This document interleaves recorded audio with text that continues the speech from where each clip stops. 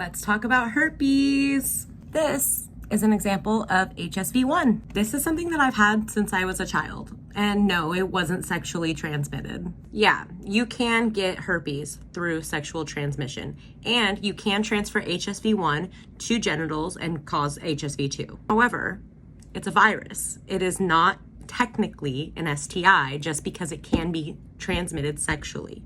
Something like 50 to 80% of the population is estimated to have HSV1.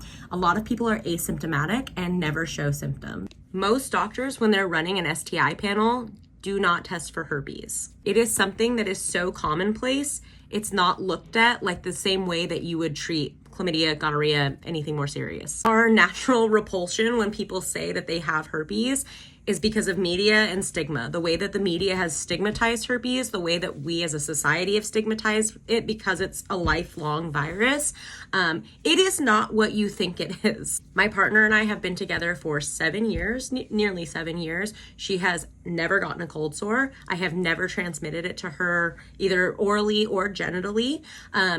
The only time that you can transmit them is either when you have one or when you're shedding, which most people, when they're shedding, can feel it. It's like the onset of the cold sore. And when you feel a cold sore, I always feel mine coming on. It's like a tingling. I take lysine as soon as I feel one coming on, and that usually reduces how bad it gets. However, since having COVID, I get them far more often. They last longer. They're worse. They used to be very small and not last very long. But since I've had COVID, they last like 2 weeks and they turn in these big old monsters. You absolutely can and should, the next time that you go in for STI testing, ask your physician to run a full panel to see whether or not you have it. Just because you've never had a cold sore does not mean that you do not have HSV. And it is important to disclose things like this. So let's talk about disclosure. It's a yucky topic. Nobody wants to be like, hey, I have herpes. Do you still want to me? The way that I generally go about disclosing is like, hey, before we hook up, I just wanted to let you know that I get cold sores. I always have since I was a child. It is a form of herpes. It's HSV1.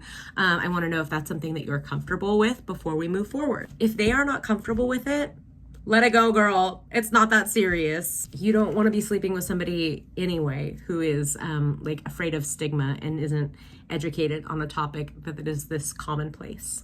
Ultimately, I think it's really important to just like break the stigma, talk about it, don't feel shame in it, because it's really not a big deal.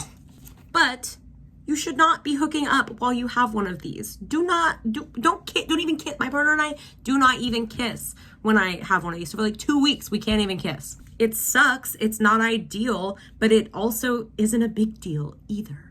And pro tip, makeup makes it worse. So try to cover it up. You're going to wake up with it inflamed in the morning. So here are some things that help. Ice it. As soon as you feel it coming on, put some ice on that baby. I do not like the Campho-Phenique or anything that's Vaseline based. It's supposed to like moisturize around it. Nah, I'd be using peroxide on that. I want to get it dried up and out of there as soon as possible. Take lysine. I take lysine as soon as I feel it coming on. I'll even open up one of the capsules and like put it directly on the cold sore. Put the lysine directly on there. I don't know if that actually helps. I've heard, I don't know if that does anything different. I've heard like a old wives' tale like you can, but I don't know if that makes any of a difference. But then just keep taking, I take lysine once a day, while I have it, for the duration of while I have it.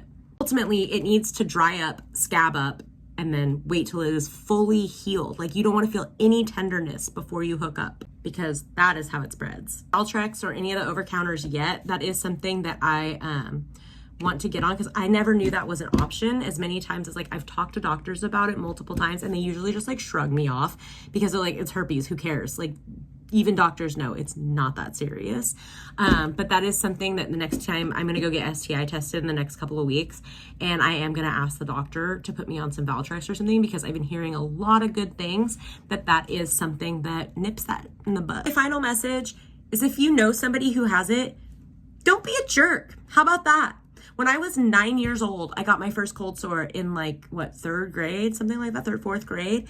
And the way that the rumors started that young, the sexual rumors that started around me, is so sad. Do not, please educate people when you find out about this, or if you already know about this.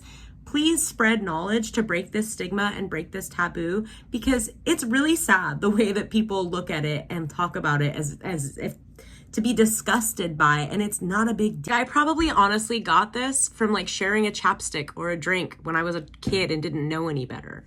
And that's another point. Don't share chapsticks and drinks with people. I can't believe I have to say this in pandemic times. So anyway, that's herpes. Don't make a big deal about it. It's not. Just relax. And then don't hook up while you have one. Simple as that.